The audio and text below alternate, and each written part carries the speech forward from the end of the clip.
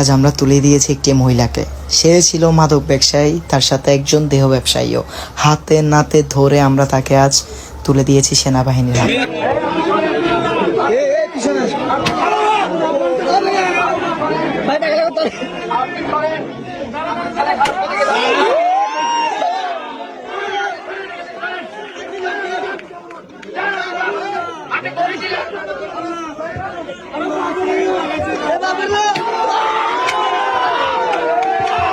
আপনারা হয়তো ভাবছেন কাদের মারা হচ্ছে।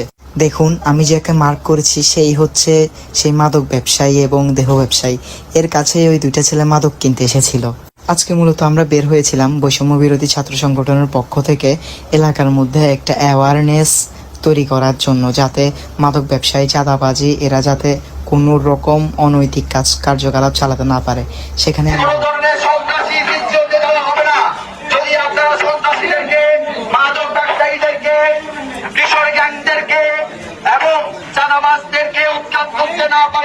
আমাদের ছাত্রদেরকে জানান, আমরা আপনাদের সাথে থেকে এই ধরনের সন্ত্রাসী কার্যক্রম যে কোনো ভাবে আমরা বন্ধ করার জন্য প্রস্তুত আছি।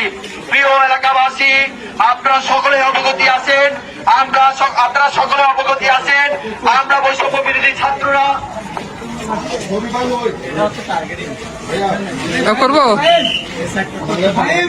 যখন আমরা আমাদের ছাত্রদেরকে নিয়ে এগিয়ে যাচ্ছিলাম, তখনই আমরা জানতে পারলাম পাশেই এক এলাকায় আরও একটি মহিলা ছিল যে মাদক ব্যবসার সাথে জড়িত, কিন্তু আমরা তাকে সেখানে খুঁজে পাইনি। তার বাসায় তালা মারা ছিল। তারপরেই আমরা যে মহিলাকে দেখিয়েছিলাম তার বাসার সন্ধান পান। এই যে দেখেন, আমরা জানার সাথে সাথে সেখানে অবস্থান নিয়েছিলাম, কিন্তু এখানে অনেক মানুষ ছিল, তাই একটু শৃঙ্খলা বজায় রাখতে আমরা সবাইকে ঢুকতে দেইনি। কিছুক্ষণ পর আমরা সাথে সাথে আর্মিকে কল দিই, কিন্তু আর্মি আসতে একটু টাইম লাগতেছিল। ততক্ষণে আমরা ওনার কাছে কি পেয়েছি না পেয়েছি সব আপনাদেরকে দেখানোর চেষ্টা করব। এই যে আমি এখানে ঢুকেছি তার বাসায়, এখানে আমাদের সাথে ছিল সাংবাদিক ভাই, তারপরে আমাদের আরও মাইক নিয়ে আরও আমাদের ভাইরা ছিল যারা এগুলো সব কিছু প্রত্যক্ষ সাক্ষী ছিল, আমিও ছিলাম। দেখুন, আমি এখন তার ঘরে প্রবেশ করবো এবং আপনাদেরকে দেখাবো যে কি পাওয়া গেছে। ঢোকার সাথে সাথে যেহেতু অনেক মানুষ ছিল, আমরা সবাইকে সাইড করতে হয়েছিল। সাইড করে তারপর আপনাদেরকে দেখানো সম্ভব হবে। ভেতরে আপনারা যে মেয়েগুলোকে দেখতে পাচ্ছেন তারা হলো আমাদেরই বোন, কারণ তারা না থাকলে আমরা এই মহিলাকে এখান থেকে তুলে নিয়ে যেতে পারতাম না। এই যে দেখেন, এই মহিলার কাছে কি পাওয়া গেছে। যে ট্যাবলেটগুলো দেখতে পারতেছেন, এগুলো হচ্ছে ইয়াবা ট্যাবলেট, ঘুমের ওষুধ আর অনেক রকমের সিডিল, অনেক রকমের ওষুধ ছিল। আমরা সবাই এগুলো সব কিছু রেখে ছবি ভিডিও তুলছিলাম, যাতে সে কোনোভাবে পরে এগুলো থেকে বাঁচতে না পারে, অর্থাৎ যদি লুকিয়েও ফেলে আমাদের কাছে যেহেতু প্রমাণ আছে সে কিছুই করতে পারবে না। অতঃপর আমরা সেনাবাহিনীর সাথে আবার যোগাযোগ করি। সেনাবাহিনী আমাদেরকে জানায় যে তারা অতি শীঘ্রই আসছে।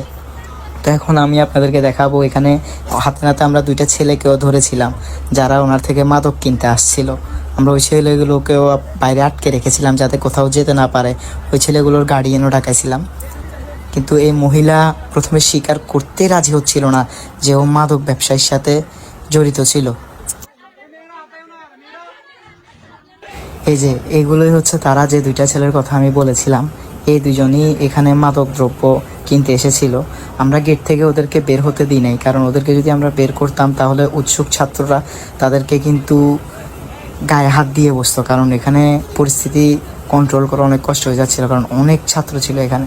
ওদেরকে এখানে বসিয়ে রেখে আমরা জিজ্ঞাসাবাদ করছিলাম যে কেন এসেছে, কখন এসেছে। অলরেডি তো আমরা সেনাবাহিনীকে কল দিয়েছিলাম, তাও প্রাথমিক জেলাটা আমরা করে নিচ্ছিলাম। জানতে চাচ্ছিলাম তাদের সাথে আর কেউ এখানে ছিল কিনা।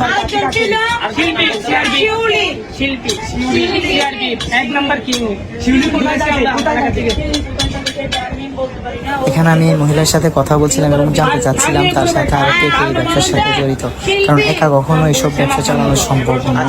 তারপরে তারা যে বাসায় থাকে, এই অনৈতিক কাজগুলো যেখানে করতেছিল সেখানে জমিদারকেও আমরা ডাকাইছি। যাই হোক, এরপর সেনাবাহিনী আসলো, এসে তৎক্ষণাৎ এই মহিলাকে আগে রেখে ওই দুটো ছেলেগুলোকে নিয়ে বাইরে গেল। তাদের গাড়ি সহ আসলো, ছেলেগুলোকে তারা উপযুক্ত শাস্তি দিয়েছে। আমরা কোনো ছাত্র ভাইয়েরা আমরা তাদের গায়ে হাত দেইনি, কারণ এটা আমাদের নীতি নয়। আমরা সেনাবাহিনীর হাতে তুলে দিয়েছি, এরপর আপনারা নিজেরাই দেখবেন যে ওনারা কি করেছে। এখানে এ ভাইটি বুঝাচ্ছিল যে আমরা কি জন্য বের হয়েছিলাম, আর তৎক্ষণাৎ আমাদের সাথে কি হয়েছে সবগুলো সেনাবাহিনীকে বুঝাচ্ছিল যে কিভাবে আমরা এই মাদক ব্যবসায়ী এবং দেহ ব্যবসায়ীকে ধরেছি।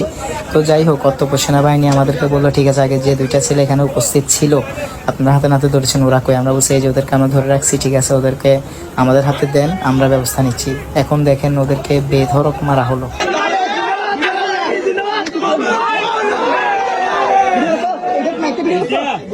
গত 4 দিন আগে আমার একসাথে মতো আমরা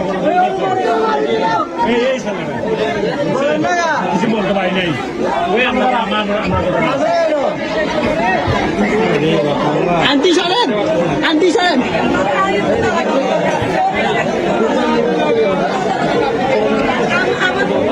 ভাইয়া সামনে আসো।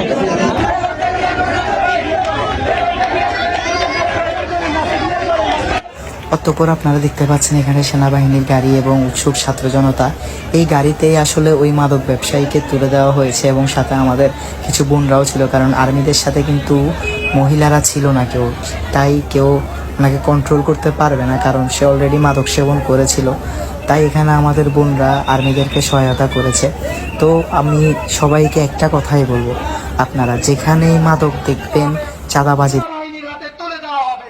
আপনারা কেউ যদি ভয় পান তাহলে ছাত্র সমাজের সাথে যোগাযোগ করুন, আমরা আপনাদের সহায়তা করব। আমরা নিজেরা দায়িত্ব নিয়ে সেনাবাহিনীর হাতে সবাইকে তুলে দেব। আজকের পর থেকে এই অত্র এলাকায় কোনো মাদক ব্যবসা চলবে না। জেগে জেগে